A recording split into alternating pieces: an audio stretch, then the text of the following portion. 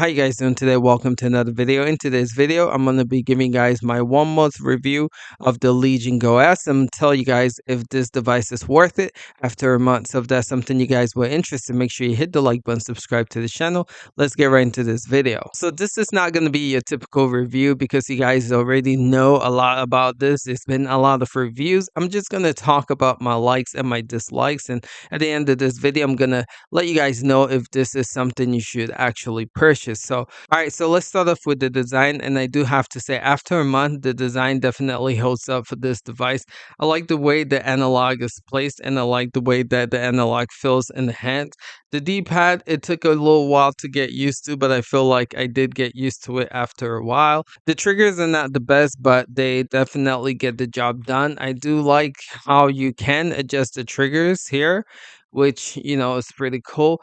Now, when it comes to long play sessions, this does definitely feel good in the hand to hold. I was playing Spider-Man 2 for an hour and a half, and I have to say this definitely held up pretty well. It didn't hurt my hands after holding it for a long time, like the OG Lenovo Legion Go. So I do have to say that the weight is good, and I do really appreciate this design. Now, as far as the speaker goes, it's not the greatest speakers in the world, but it does get the job done for sure. And I actually start getting used to this analog stick after a while too. So I love also how the buttons are up here. And I feel like with the OG Legion Go, I didn't like how the Legion Space buttons was down here.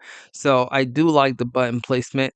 And I can't stress how awesome it is to have two USB-Cs on top. I felt like with the OG Legion Go, I was running into the issue of trying to plug this in and having to stand it. You just cannot do that with OG Legion Go. So having two USB-C to the top is actually great. And I do feel like the fan does a good job cooling this device. So as far as the design goes, I feel like design has held up. So now I do love this display, 8-inch 1200p or 1080p if you want to call it that. I feel like for these handhelds is definitely the go-to screen size. I feel like the OG Legion Go might be too big with 8.8. 8-inch I feel like is just the perfect size. Now, when it comes to the way this one looks, I do think that it is clear when it comes to gaming here. So when it comes to the display, I feel like this display is absolutely gorgeous. And like I was saying earlier, I feel like the 8 inches is perfect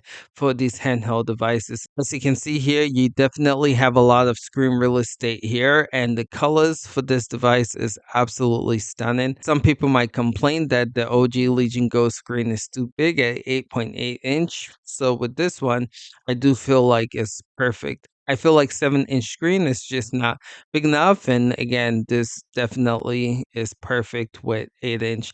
But yeah, I'm loving the screen so far. Would highly recommend the screen. It does look good every single game that I do play at it. So would highly recommend this display for sure. If you guys were curious about it, after a month, it has been holding up pretty well as well. And you can see the colors just pop here. The darks are dark. And yeah, I'm really enjoying the screen, and I'm a big fan of the screen for sure. All right, so far with this review, I've given this device a lot of praise when it just comes to the design of it and the display. Now, I do want to talk about some gripes that I do have with this device. The biggest I would have to say is price. Yeah, for 730 bucks, I feel like there are other devices out there in the market that has better performance. I know you guys have heard a lot of other YouTubers say that for sure, but this device I used to play indie games like I'm using to play this Prince of Persia right now.